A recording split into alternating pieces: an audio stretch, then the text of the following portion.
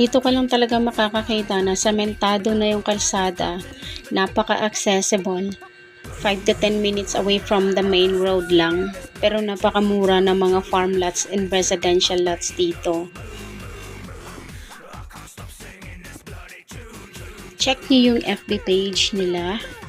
Nakalagay doon San Diego Estates, but I don't think meron pang bakante kasi ang bilis lang talaga mabenta ng mga lupa dito dahil napaka-accessible. Kita nyo naman, sementado na yung kalsada.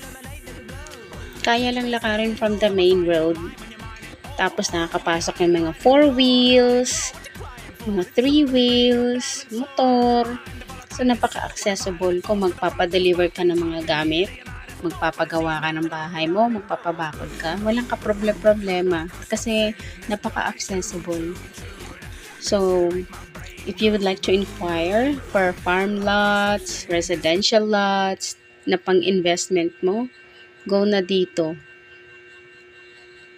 It's all worth it talaga. Tingnan nyo naman yung kalsada, oh, napakaganda.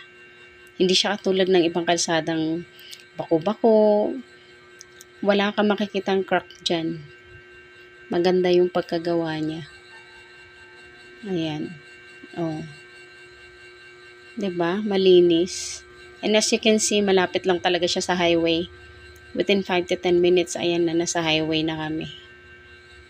Okay, so it's worth it talaga mag-invest pagdating sa mga farm lots or residential lots. Kasi 'di ba, as we all know, i-increase yung value ng lupa, right? So, habang tumatagal, lalo siyang nagmamahal. So, wag niyong panghinayangan. Lalo na ganito, bihira ka lang makakita ng ganito napaka-accessible pero mura pa din. Pero syempre, for more details, mas maganda pag may kausap kang legit na agents kasi oo nga, ang daming scammer ngayon. Ang hirap ng magtiwala. Mahirap makahanap ng totoong mura na legit.